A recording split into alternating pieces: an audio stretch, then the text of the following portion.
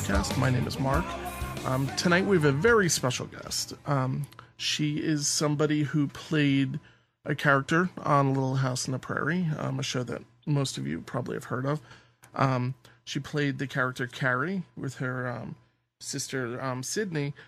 We have Rachel Lindsay Greenbush on the telephone tonight. How are you, Lindsay? I'm going to call you Rachel. I'm just going to stick to Rachel, if that's okay. Thank you, Mark. It's a pleasure to be here. Thank you for having me. Oh, 100%. It's awesome that you are here, and it's an open door policy with Walnut GroveCast. You're always welcome back, and anybody else who wants to come on is more than welcome. Oh, thank you.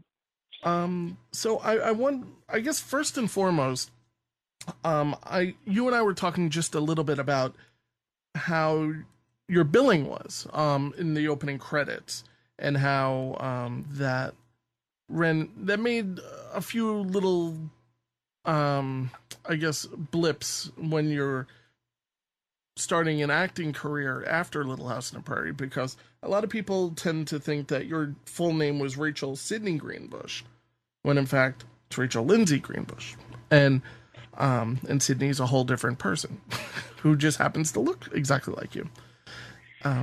So yeah, that's correct. A lot of people still don't know that we're twins. They think that Lindsay Sydney Greenbush is one person, and my legal first name is Rachel, and so all my friends and family call me Rachel.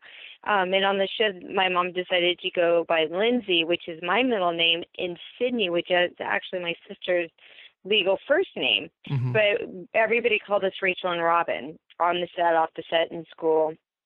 So when they did the billing on Little House on the Prairie credits, I'm not sure if they intended it for it to look that way or if there was a typo in there, but the way it reads is like that it's one person. So there's a lot of people that still don't know that Carrie Ingalls was shared by twins. We shared the role of Carrie. So, but as I got older and I was doing more acting, I wanted to go by my legal first name. So that's where the Rachel Lindsay comes in. But people that would try and explain which twin was which, a lot of times in public would say, well, that's Rachel Lindsay and not Sydney Robin. You know, so it's kind of like this crisscross of names. The twin thing is, I think the twin thing is confusing all on its own. Two of my closest friends are twins. And just, and identical twins like you and your sister, like super identical. And it's one of those things where that's confusing enough, but then you mix in all these weird, the different names. It just, it's painful. Yeah, and it doesn't help cute. that a lot of times that they choose rhyming names for twins, right? Right, exactly. I was going to ask, are you still close with your sister, Sydney? I am. She lives out by my parents out in Malibu. We grew up in Malibu. We lived on the north side of Malibu, Taos County line. We moved there from Hollywood when I was 2. Mm-hmm. And then when I was 7, we moved into the town of Malibu. It wasn't a city yet. It was very country. We used to ride horses and stuff all over the beach and stuff like that. So it was a very different upbringing than being on the show. So I really kind of had a ranch and an earthy life, and then I had the show life as well. So it kind of grounded me really well. But she still lives close to my mom and dad out there. So you do follow kind of an equestrian lifestyle, right? You have do you have one horse or more than one horse? We have 2 horses now. We used to have 3. We have 2 horses now. I actually have my sister's old professional barrel racing horse that she did pro rodeo on, and she also won best all-around cow horse at the Cow Palace. And I always loved her when my sister got her, and then when she got a little bit older, I told her, I go, Robin, why don't you just retire her to me, and I'll make her a trail horse, and you'll never have to worry because she'll always know that she's in good hands. Mm-hmm. And so my sister did, and so I have her old professional horse. We grew up riding Gymkhana, which is barrel racing, and 11 other timed events on horseback. Wow. And so we grew up doing that. That's a Western sport. And then when I was about 12 or 13, I really wanted to do show jumping, and I got into show jumping, and that's really my true love. I've done both sports. I've worked as a groom before and helped trainers saddle the horses and get them ready for their clients and trained them during the week. And show jumping is really my true love. My mom, when the Olympics were here in LA, bought tickets. The show jumping was actually sold out, but she took me to see the dressage, and it's just a memory I will never forget. They were just so beautiful. And dressage, if you don't know what dressage is, it's kind of like ballet on horseback. It's just truly beautiful, and the horses of that caliber are just amazing. I think so I've seen that. I'm not in person, but I think I know what you're talking about. And it's one of those things where it's just such a lovely coordinated effort from the horses. Exactly. And the rider and the horse have to work as one and be totally in sync with each other, because you're never really supposed to see the rider give the horse a command, but yet they do. And so when the rider is just super quiet, it really just looks like the horse is doing everything, but they're really not. But that's the beauty of it, right? Yeah. Is that you don't see what they're asking them to do. I think it's such an interesting. It's more than a hobby. I think when you have horses, it's more of a lifestyle. But that's so wild. I mean, that's not easy either. What you're doing it's a lot of physical activities when you're on the horse and leaping over these. I don't even know what you call them. Like, what do you call them? They're called jumps or fences. Okay. Yeah, because you have different combinations. You have all different combinations. You have what's called as an in and out, right? So you can have two jumps, and you jump in, and you have so many steps, and you jump out. And then you can have your oxer, which is kind of multiple pulls that you jump that really makes the horse round over it. You get that nice big round jump. But when you start getting higher in height of the jump, sometimes the horses, they need a little bit more pace depending on the height of the horse and the stride of the horse. So you have some horses that want to really take you to the fence, so you have to kind of hold them off. And it's a lot of cardio, a lot of leg work, whereas barrel racing is not as strenuous, at least in my opinion, as show jumping is, because show jumping, you always want to bring the horse back and gather them on their hind. So when you get to the fence, they can get those back feet underneath them, elevate their front end, and spring off like a jumping boy off a platform and jump over that fence. And the fences, they go 6 feet high and a little bit taller. The one thing I never did get to master was the water pool, where you just jump long over the water. I never quite mastered that one. But anyway, it's a lot of adrenaline too, because if you have a clean round, in Grand Prix, when you jump clean and you get into the jump offs are timed. So you're thinking about, how can I cut this corner? How can I roll back? How can I line up on this one? How can I jump this jump at an angle that sets me up better for this one, so I just have a straight line and it costs me less time? So there ends up becoming a lot in the calculations of the riding, but it's much more of an adrenaline rush, at least for me, than barrel racing or gymkhana ever was. Yeah, I mean, it just sounds like one of these things. I've ridden horses, but and I've had a horse go slightly out of control while I was on the horse. But no, and that's scary, because I think when a horse starts running and you really feel the power of this horse, and you don't know what to do, which is the case for what I was in. Yeah, I mean, I would imagine that it would be scary, but at the same time, when you have a good relationship, like it sounds like you do with your horse, and you both are on the same team, and you're, literally trying to do the same thing, it has to be really, really, just a really spiritual kind of connection. That's really amazing, I think. It really is, because you really are riding as one, right? You're just so in that moment, and that moment is just happening, and you're really just like, without words, communicating to each other and riding as a team. And you couldn't do it without the horse. The horse looks to you for support, and so to get him to the right spot. And it really is. It's very spiritual, especially when you have a horse that you really formed a close relationship with. It Um, becomes very intuitive. have you ever taken a break from horse riding, or has this just been a constant thing of your life? Yeah, there's been times when I've taken breaks from horseback riding. There was a time when my daughter was young that I put my horse, my old horse Shawnee, out on pasture at my sister's house because I just couldn't ride her every day. And she was really fun. She was double bred out of native dancer, and she had all the quarter horse racehorses on the bottom at a bow, at a Leo, and then she had Razor Glass, Razor Native, and out of Easy Jet. And the Easy Jet horses are known for being good barrel racing horses, but she was actually a way better show jumper than she ever would have made out of a barrel racing horse. So I got very fortunate there. But yeah, there's definitely been breaks when I didn't ride as much because I had other things going on. Because you were on the cast, well, on the set of Little House and the cast, of course, um, did they have a lot of horses that were just always there? I mean, you always see horses in different scenes, but I don't know if I've ever tried to pick out how many individual horses were a part of the show. Yeah, they would have several teams of horses to pull the wagons all the time. And the wrangler, Jack Lilly, he believed that every kid should own a horse. And so he would let us sit on the horses and ride the horses. But he actually gave us our very first pony. Oh, that's awesome. And his name was Peanuts, and he talked my mom into this little pony saying, I got the best little pony for you.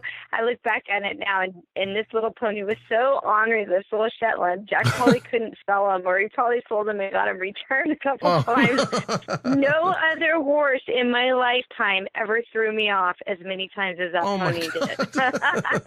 But we were out at Capel Canyon, and he asked my mom if she was interested in the pony, and so he brought her out there to Capel Canyon, Big Sky Ranch, where we were filming. And my mom was leading us around on the pony, and she's like, well, he seems very nice and very sweet, and my mom's not a horse person at all.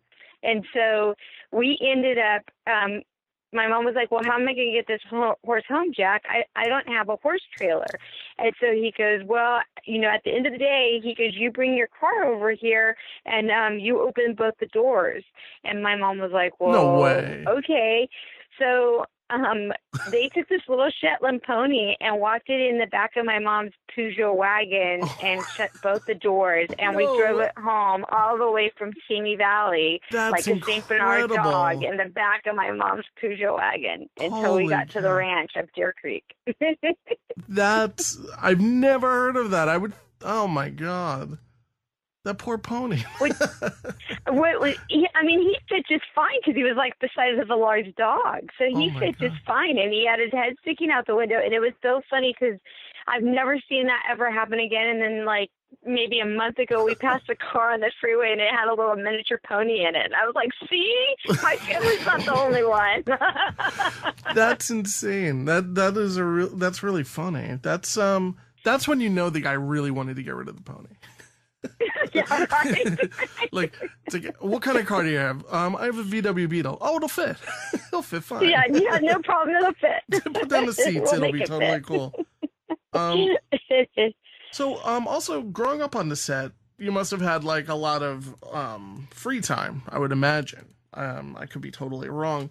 But did you, what type of, I guess, I don't even know where to go with this. I would imagine you're trying to entertain yourself as, a young child on the set. There couldn't have been too many people, who were little like you and your sister. What would you guys do to pass time? Well, when we were really little, is when I had more free time because we weren't in school. As we got older, we were required to go to school on set. But when I was really little, they ended up setting up a trailer with, like, books and puzzles and stuff like that, so that when we weren't working, we could have stuff to, like, occupy us. And my mom used to, like, bring little hoops and fabric, and she would draw whatever animals. My mom was very artistic on the little fabric, and she would put it in the little hoops and then give us a needle and thread and let us, like, learn how to chain stitch and satin stitch and do those kind of things. And then, Melissa Gilbert used to always come and play with us and read us books and do puzzles with us until she had to go back on the set or back to school again. And so did Allison. So we had the older kids would come play with us. And then as we got older, there was children in the schoolyard that were more our age. So after, if we weren't needed on the set, but we still were filming and we were done with school and we were still filming, we would sit underneath the tree sometimes and play backgammon. Mrs. Fife, who was our teacher on the set, taught us how to play backgammon. So we'd sit and play games of backgammon and stuff like that. And as long as we weren't making noise if we were close to the set, because once they start shooting, it's not like it is today. Like today you can digitally remove a sound from the film. Yeah, back then if an airplane flew overhead, everything stopped. And then as soon as the airplane left, they go, okay, keep rolling, let's go, start it from the top, and you start the scene all over again. It's like, jet passing in 1863 or something. It's not really copacetic to the timepiece, right? Yeah. One of the things I think a lot of people have read about and they hear about from other cast members, and I'd like to know your take on it, is that the people on the set really were kind of a family. And it's one of these things that Alison Arngrim was on the show, and she was saying that she was very close with a number of people, including, and I'm forgetting his real name, the guy who played Percival. Steve Tracy. Yes. Yeah, Steve and Tracy. She was very close with him offset. And, did you have that same type of... A lot of people also credit Michael Landon for that, because he felt as though it was very important that the children are treated a certain way. I think you share a common bond, right? Because You're all in the trenches working hard together to turn out the best product that you can. You're bonded by this special moment or this special show in our case, that has touched so many people. And you're working side by side. So I saw the people on the set and the kids on the set more than I saw the kids in school. So you really end up and then I was on the show for 8 years. Yeah, you grew up there, essentially. You really did grow up there. I grew up there, and for like Allison and Melissa, they went through adolescence there, and into their teenage years. So when you're around people for that length of period of time, plus you're going to school together, you're working together, you really do become a family. And I think that's why all of us are so incredibly close to this day. I just saw Leslie Landon not too long ago. She's just a sweetheart. I keep in touch with Melissa. Allison and I do stuff. We go gallivanting together all the time. Anytime she'll have me along, I tag along and vice versa. I've got her into a couple budges, but she's always up for it. She's always a good game. And we were just with Charlotte and Karen. I love Karen. She's still like a mother figure to me. So I was very fortunate in my life because I not only had a dad, but I had a pa, and I not only had a mom, but I had a ma. So I was very fortunate because I had 4 very strong role models in my life. I mean, I think it shows on screen as well, and I have to wonder if that's why the show does have a certain level of longevity. I watched it when I was little. It was like, I think, like a lot of people I know, it was like on it every day at 5:00 on Channel 11. And I would just sit there watching Little House on the Prairie. It was, these were the reruns. It was still on the air, but I was like just watching the old stuff. And I don't know. It was also a secret because being a boy, you can't really watch Little House. It was a girls' show when I was growing up. I'm sure you're well aware of that now, is that it was considered a girls' show, but there's a lot of guys who watch it. I'm a heterosexual male. I have a son and a wife, and and whenever I say I have a podcast about Little House on the Prairie, people just kind of give me a little bit of a look, and that's okay. It really was a secret, and as I grew up, a lot of my friends are like, "Oh yeah, I know Little House on the Prairie. I watched every episode," and it's. I think a lot of guys love the show and they just wouldn't admit it. But there is a certain level of longevity to the show. I think that it's unique and it carries a certain.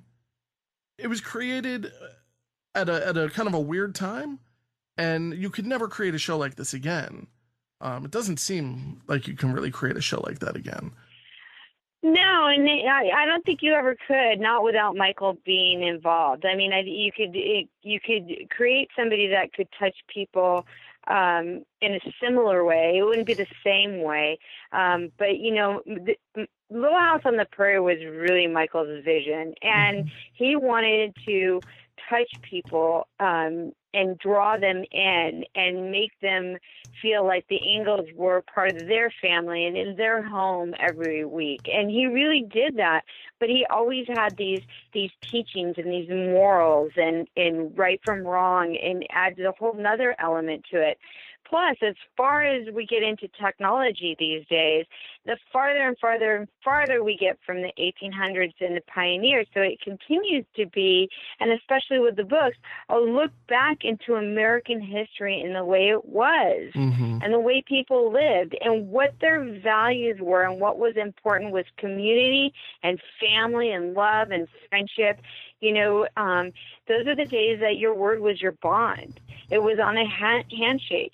Sometimes you bartered for things. You said, well, I'll help you come plow your field if you'll help me repair this chair, or whatever it was. Right. But it was very much more a sense of community. I think today we think of ourselves, especially with technology, much more as individuals and not as a collective whole, which is, we really probably should get back to the collective whole. I agree with you, and I just think that the product that was put out, it is such a beautiful product that when you do watch it, you really do kind of get into this this vibe that this show really is depicting a time from 150 years ago, and it's just really immersive.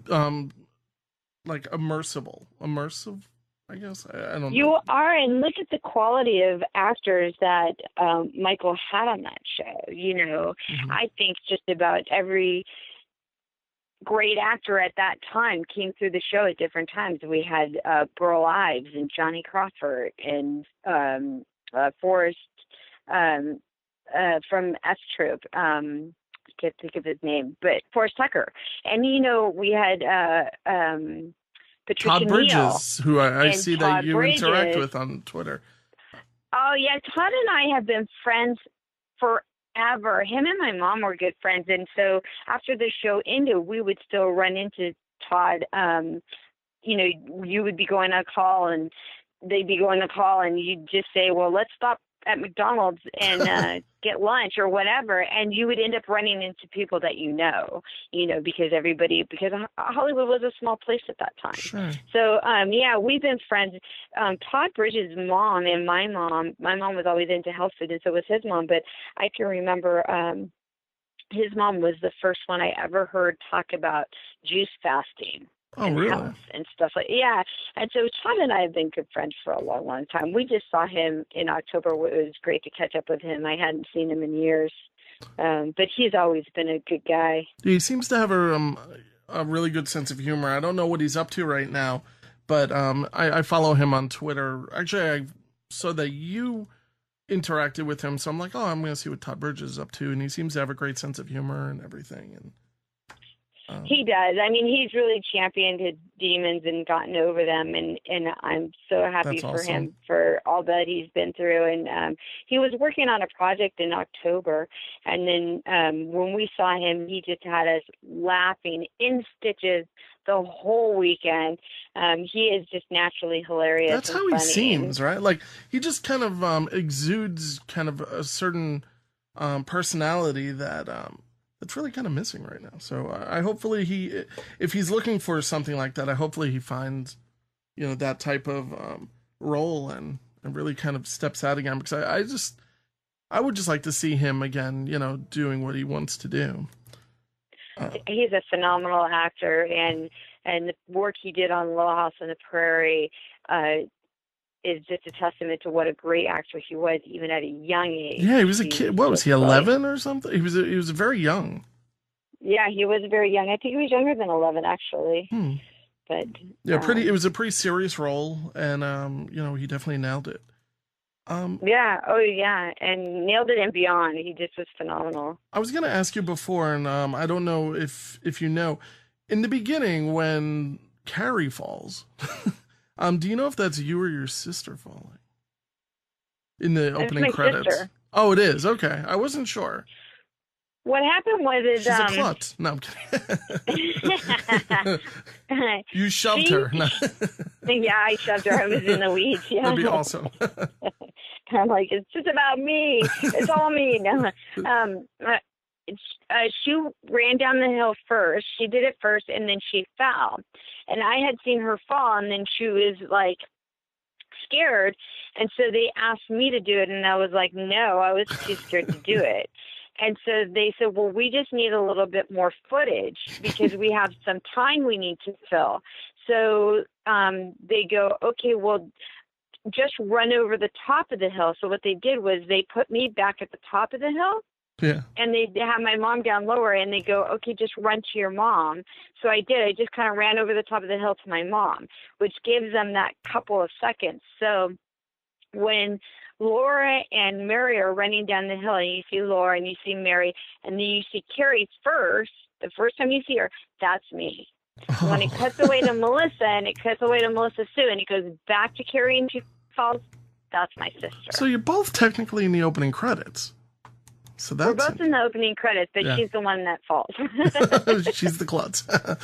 No, it looked like a very steep hill, so I'm sure your mother was a nervous wreck when she fell.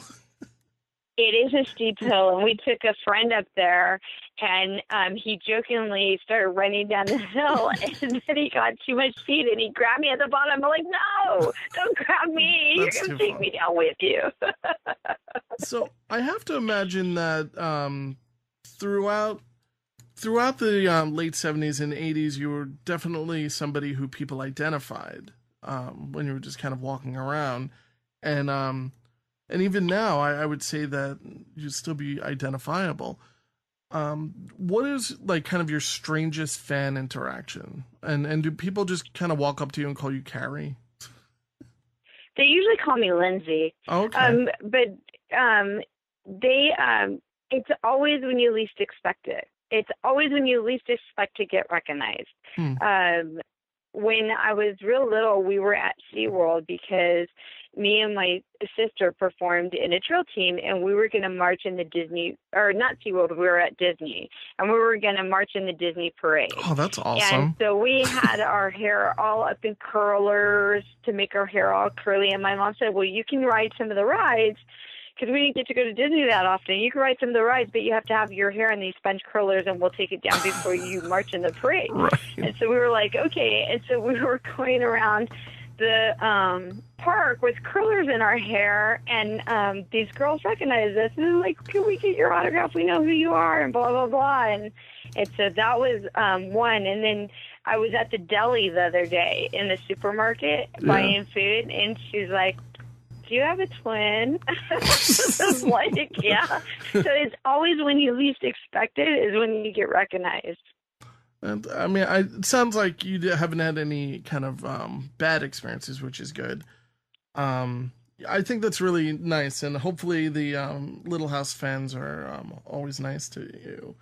Have you ever met any celebrities that you kind of become starstruck with, where it's kind of like you're taken a little bit back, and maybe they might recognize you? I definitely have people that I truly admire their work, and I tend to get really shy. I really tend to get shy, and I'm like, oh, I don't want to bother him. But my father worked with Dee Wallace. He did Critters with Dee Wallace, and Dee Wallace has done such a wonderful, large body of work. I wanted to say hello to her and tell her, you know, my father worked with you, blah, blah, blah. And I was just so shy, and I ended up doing it, and I'm so grateful I did. But, yeah, I don't know if it's necessarily starstruck or just that I admire them so much. I tend to, like, introvert and get really, really shy because I don't want to bother them. That's interesting.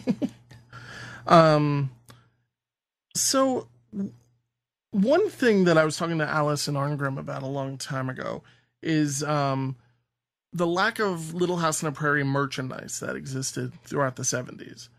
And I was wondering if you had any opinion on that. It seems like one thing I was saying is it seems like a perfect Atari 2600 game, like a little house in the prairie, a little wagon, you know what I mean? It You seems like a gotta raise the perfect, crops. right, like the dog, but I'm just kind of curious. Did anything ever get brought up? Like, we're gonna have Little House in the Prairie, toys on the shelf this, for this Christmas. And I was just kind of curious why, there's little stuff. I mean, there's dolls, and there's I think a Colorforms thing, but nothing really major. But the show was extremely popular, and I'm just kind of curious either your opinion or why that happened, or Well, the marketing was the show was the rights of the show ended up being owned by NBC and Ed Friendly Productions, but the marketing was owned by Ed Friendly Productions because he owned the rights to the books. mm-hmm. So I don't know if Ed just didn't have the foresight to see how much really could be marketed. But then all that kind of marketing was really new, right? Like, I think Kiss really took that to a whole new level. Yeah, Having absolutely. the action figures and stuff like that. So all that kind of marketing was still fairly new.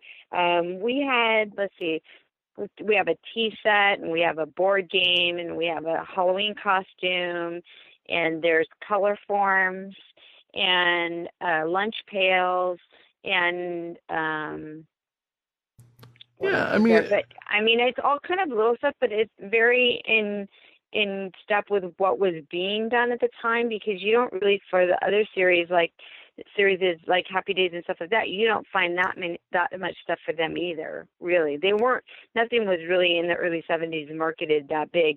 I think it was really like Kiss and some of the other shows, Power Rangers, that like kind of started taking it to a whole new level. You make a good point about that, because I was a really big Kiss fan, actually, throughout. I even followed them around when they took off the makeup. I was like one of those 15 people, and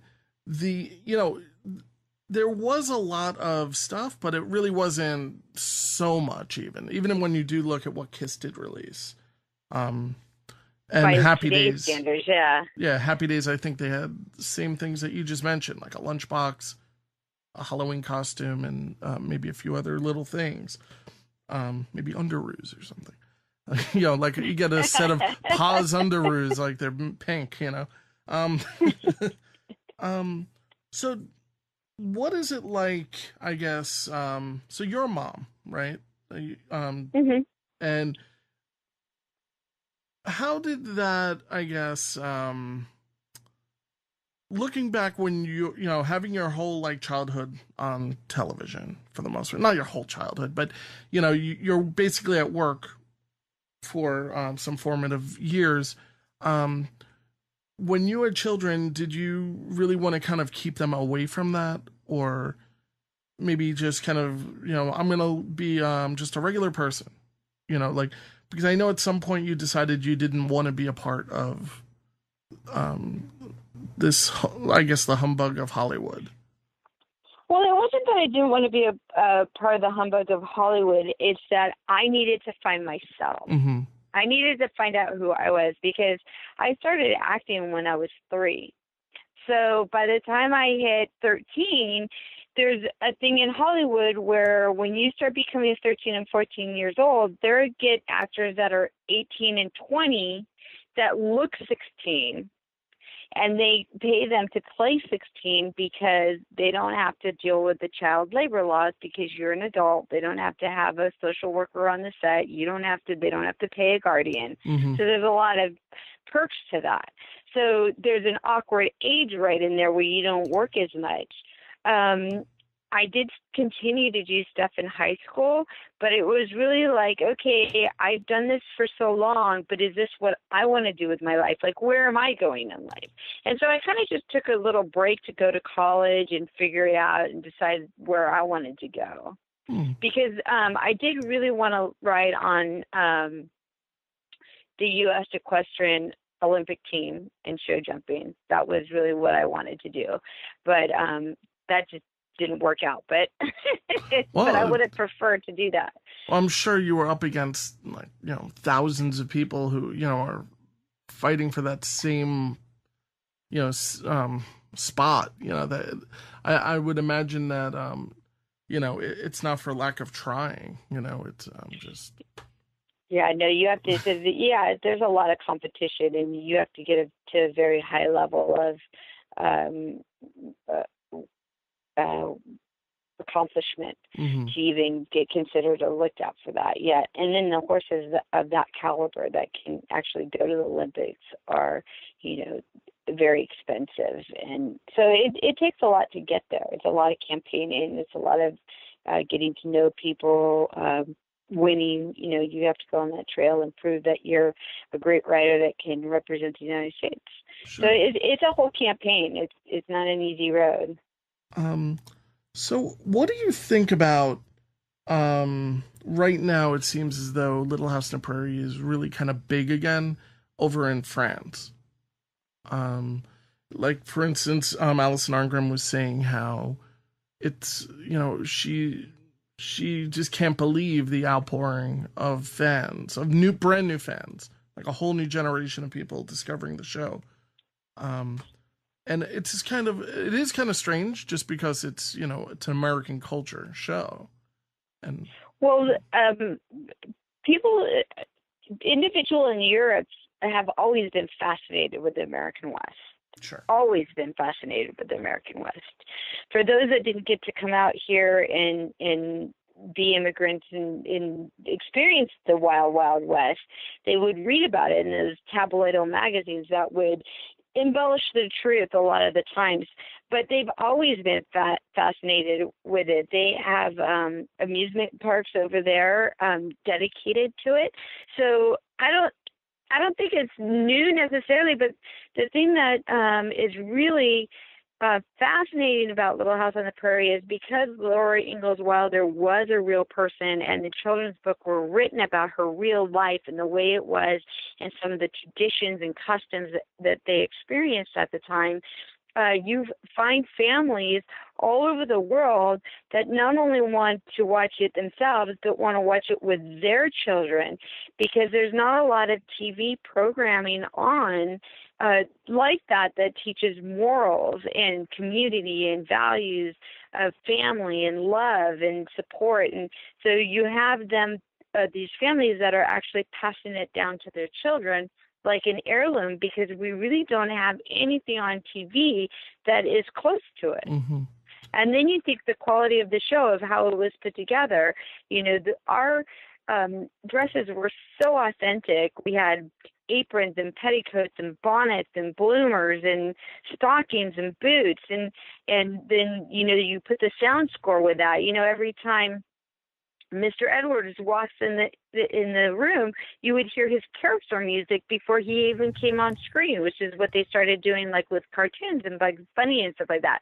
So it like set the mood, So the way that the whole thing was packaged and put together for its time was really before its time. Yeah, I mean, and the I think accuracy that's why it's lasting the test of time. The accuracy is really phenomenal. It's I do a lot of I guess outdoor cooking a little bit, with the Cub Scouts and the Boy Scouts, and I'm like looking in the mercantile and they have all of this like crazy cast iron stuff that's totally period correct.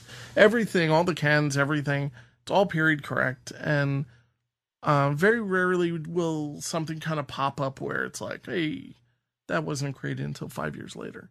But it just seems like they put a lot of genuine thought and love into these sets, and I don't know, and the costumes really are beautiful. And it's really they really did, and it's really neat to see when you read the books or you've read the books. Of course, not everything is 100% accurate, but a lot of the things that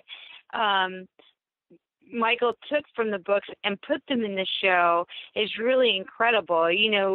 Pa in Laura Ingalls Wilder's books calls Laura Half Pint. That comes from the books. So there's lots of little things like that Michael put in the show that really make it an incredible show.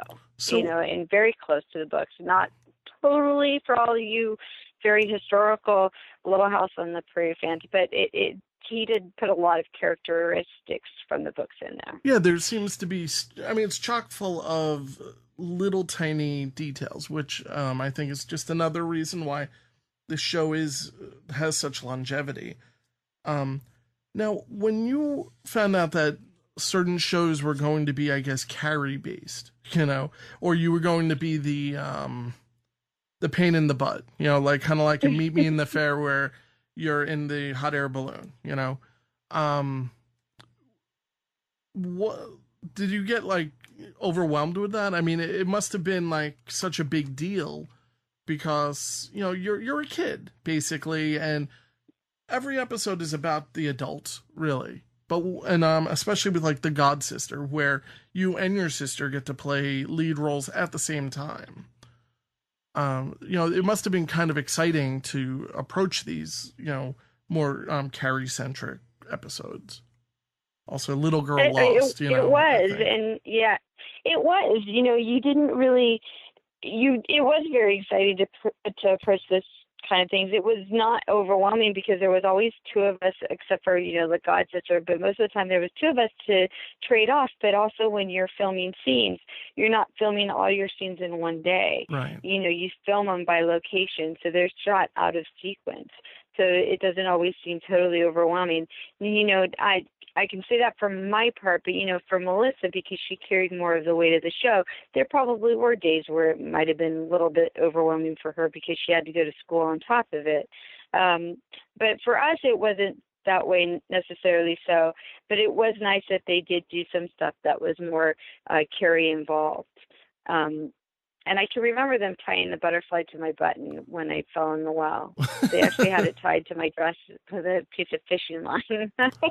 Do you ever watch the episodes? Like, do you ever just kind of just throw on an episode and just kind of relive that experience, or are these difficult to watch? I do, and it usually brings back a lot of behind the scenes memories of things we were doing off camera or off set. And I don't usually put it like in the DVD player, but if I'm flipping channels and we come across it, we're like, oh, which one's this? And then we'll usually, I haven't seen this one in a while, and we'll usually watch it. Or, I'll be flipping channels and I'm like, I know that voice, and then it'll end up usually being Michael. But we'll stop and watch it because they are really just ahead of their time. Yeah, they're very watchable, I find. But of course, I'm a fan of the show, so and you are too. Though it sounds like it's not just that you're on the show, but it sounds as though the show itself that you enjoy.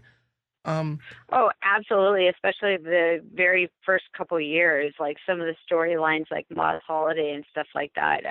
They're just so genuine and so cute. You can't help but get sucked into them. So what's going on now for you? Like what do you work on, and have you written anything about your experiences on Little House? And I'm just kind of curious if that's something that might be in your future. I haven't written anything yet. It is something that I do plan on doing in the future. Right now, I've been working on my candle line. I have a line of candles called Carrie's Candles. I have about 8 different scents. They're all soy. Excuse me. That's and fine. with lead-free wicks, I've been working on those. Do you have a website for that, by the way? I don't. I'm building it right now as we speak. I'm putting it all together. But you can always contact me through Facebook, direct message if you would like to purchase one, and I'll tell you how to do it. And then I travel around to the different shows, and then I actually have a movie that's in pre-production that I've been cast in. It's called A Short Stop Away.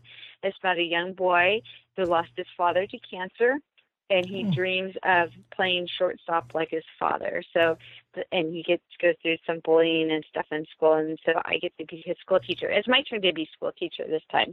So finally, Carrie gets to be the teacher.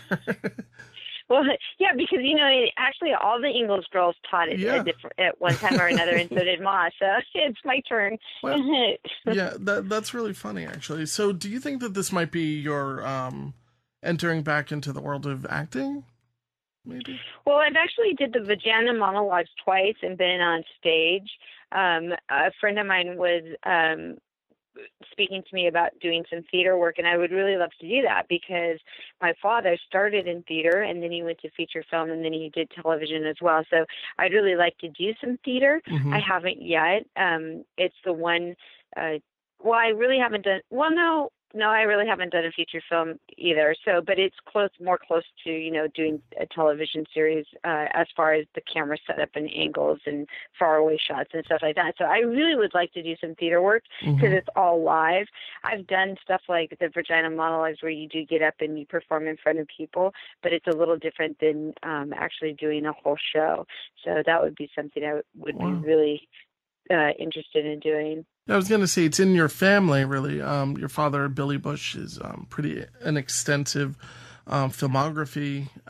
He's been in a bunch of really great TV shows and like a lot of really big TV shows. And also, you mentioned earlier Critters, which is a personal favorite of mine from the 80s. But also The Hitcher, which is also from the same year. So. Yep, The Hitcher with big ones Howell too. and Rutger Hauer. Yeah, he did that. I mean, he's done a lot of feature films. Going back to he did 5 Easy Pieces with Jack Nicholson. He played Jack Nicholson's best friend, and he did Alice Doesn't Live Here Anymore. He played Alice's first husband that dies in the Coca-Cola crash, and he did The River with Mel Gibson and Sissy Spacek, and 40 Carats with Gene Kelly and Monty Walsh. He was in with Lee Marvin, and then he did Tom Horn with Stig McQueen. So and he did The Organization with Raul Julia and Sidney Poitier. So he's done my dad's done a large body of work. So I'm really you have to carry that legacy of being an actor in your family. But you've certainly just being on Little House for all of the episodes that you did. I mean, between you and your sister, you did, I think, most of the episodes, right? I mean, this is a tremendous body of work. Most of the episodes, a little fewer in the last season, and then the very, very last season. My last season, I was in some of them and not in some of them. And then the very, very last season, season 9, we weren't in that season at all. So, but yeah, it was a lot of episodes, a lot of time, because you really shoot them within 8 to 10 days. You have to film them and cut them and have them ready to go on the air. So it's a really short period of time to turn around to be able to do a television show. So you're working day in and day out. Also, if I could just go back to the soy candle, I remember you have a lemon verbena flavor or scent, and that's one I don't know why I keep putting it off, but I definitely want to order.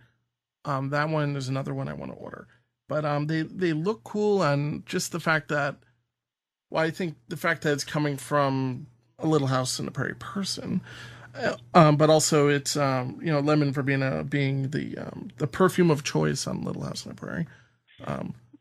It's a really cool idea. In tribute to Laura and Miss Beadle, I had to do the lemon verbena, and it's a very nice scent. I like it a lot. It continues to be a favorite. That's and awesome. They're all in little mason jars, and they have little twine tied around them. They're very country, very Little House on the Prairie looking, and they're real nice. I'm really thrilled with them. I'm definitely going to look for them and place an order, and I'm going to post pictures when I get them, like a complete nerd.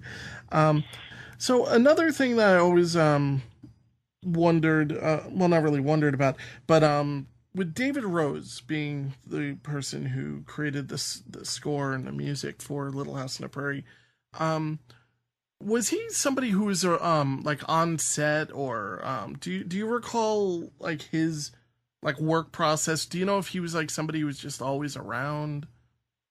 I don't think so. I think he was more in the soundstage in the studio where they do just the recordings of the music. That I don't think he was really on set. Yeah. He probably came to visit, but I don't think he was on set all the time. There's some episodes that just seem so completely personalized by him that well, that's because they go watch the scene and then they write the music to fit the scene, which is it's always an interesting concept to me to write a scene and then have this music flow out of your head that fits it, that sets the tone. Mm-hmm. But, you know, composers, they're very good that way because you get different accentuating feelings with your strings or with your horns or with your drums. You know, it invokes a different feeling. So it always fascinates me how they're able to do that. Same thing here. And it just seems as though David Rose really, I don't know, he found a great show to work on. You know, it's just seemed like a lot of things really came together for Little House on the Prairie. Do you have a particular favorite show or two that of all the seasons? Well, I love the pilot. The pilot's one of my absolute favorites. I love Ma's Holiday. I love The Lord is My Shepherd. Let's see, which other ones do I really love? Those three are, of course, tops. Harvest Friends is good. I mean, they're all great episodes. Like, they're definitely. I'm surprised you're not choosing the episodes that are Carrie centric. I think Ma's Holiday was a little Carrie centric, kind of, sort of. I mean, she got nailed to the roof, and then she eats the rattlesnake, and she puts the food on Mr. Edward's nose, and she hides under the bed. That's true. Well, Rachel, I want to thank you so much for taking the time out to speak with me tonight. I really do appreciate it. It's been a real pleasure. Hopefully, you can get me the when the website is up. I'd love to promote it and do whatever I can to let all the people at Walnut GroveCast know about that. Thank you very much. I appreciate that. Be careful riding the horses. You know, they can be very dangerous. But it's just so amazing that actually this past summer I was going to have my son go to horse camp. Like, you know, they basically go there 3 times a week and you get riding lessons. Mm-hmm. And I don't know, something just fell through the cracks and we just didn't end up doing it. But I think we might do that maybe this spring. So we'll see. It's. I think as a parent, I get a little nervous about it. But, yeah, and then I'll tell you the same thing I told my daughter when she was going to have her daughter start riding lessons. Just really, really research the trainer and who you're entrusting your child to and get feedback from other parents on what they think. Mm-hmm. And that's the best way to find a really good riding coach. Well, I mean, you started riding when you were 3? Yeah, I started riding when I was 3. So, I mean, it's part of you now. Like, you know, this is something that, although the animal can be slightly unpredictable, I would imagine, but at the same time, I think you have more than enough experience. Probably by the age of 10, you knew what you were doing, you know? Well, yeah, and it depends on how, you know, I had some good instructors and I had some good hard knocks, you know, but I learned along the way. And of course, now I'm more skilled, having been riding for over 30 years, going on 40 years. I didn't say that, did I? I did. But well, anyway, you also said your daughter has a daughter. Better, and you learn some of the tricks. You know, you can read books and stuff like that, and you can learn some of the tricks. And they have clinics, and you learn how to do things like when a horse takes off with you, they can brace up into the bit. So if you give them a steady pull, they can brace into that steady pull. But if you alternate your hands and give them a seesaw, they can't brace into that. And those are just little tricks you learn along the way that just builds your confidence. So if that happens to you again, you know what to do. You sound like a trainer. You should be like the trainer for the stars. Yeah. But no, someday I want to ride in William Shatner's horse show. That's what I want to do. Yeah, he has a celebrity horse show. Someday I'm going to ride in William Shatner's horse show. He may not know it now, but one day it's going to happen. Ironically enough, he listens to the show. No, I don't think he does. But why not? He authenticated Allison on Twitter. That's I wouldn't be surprised. Well, again, thank you so much, and I really do appreciate your time. And if you ever want to come on and talk about anything, you're more than welcome to. And my pleasure. Thank you so much for having me.